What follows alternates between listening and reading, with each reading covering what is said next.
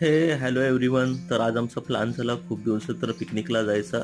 मी आणि माझा मित्र सागर आम्ही बाईक घेऊन निघालो. आमचे अजून 2 फ्रेंड आम्हाला जॉईन करणार होते ह्या ट्रिपसाठी. आम्ही एका ठिकाणी त्यांची वाट बघत थांबलो होतो आणि दरवेळेस ठरल्याप्रमाणे ते लेट आल्यानंतर थोडे रिझन्स दिले का आलो. त्यानंतर आम्ही पुढच्या प्रवासाला निघालो आणि हा सगळ्यात मेन, गाडी चालवताना हेल्मेट नेहमी वापरा. आम्ही थोडीशी गाडीवरती मस्ती करत एकमेकांना चिडवत आम्ही आमच्या लोकेशनपर्यंत पोहोचलो. आणि हे जे लोकेशन होतं इकडे आम्ही फर्स्ट टाइम चाललो होतो. तर थोडंसं पुढे गेल्यानंतर फायनली आम्ही आमच्या लोकेशनपर्यंत पोहोचलो आणि तिथे पोहोचल्यानंतर तुम्ही हा व्ह्यू बघू शकता.